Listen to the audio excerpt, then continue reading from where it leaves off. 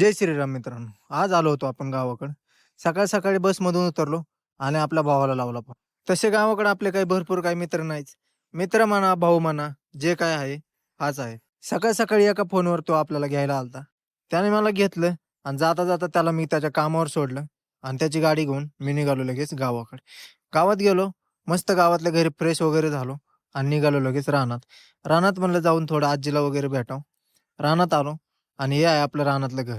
आमच्या इकडं आजीला बाई म्हणून हाक मारली जाते. आपल्या बाईनं जसं मला बघितलं, बाई लयच खुश झाली होती.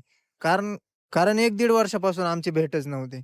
लय दिवस झालं होतं बाईला बघून पण. बाईला बघून पण आपल्या चेहऱ्यावर असा आनंद आला होता. थांबा तुम्हाला आता आमच्या घरापुढचा नजारा दाखवतो.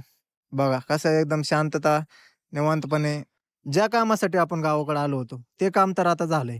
म्हणलं आता फक्त अन्नाची भेट घ्यायची. अन्नाची भेट घ्यायची म्हणून आपण लगेच आलो खालच्या शेतात. तर आपले अण्णा इथं मस्तपैकी म्हैस बांधून निवांतपणे झोपले होते. अण्णासोबत मस्तपैकी बोललो. आता दिवसभर इकडे-तिकडे फिरून लागलेली भूक. म्हणलं निवांत बसून जेवण करू. आता सगळी कामं झाली होती आणि सगळ्यांची भेट पण झाली होती. म्हणून लगेच म्हणलं निघावं आता रिटर्न. म्हणून बसमध्ये बसलो आणि निघालो.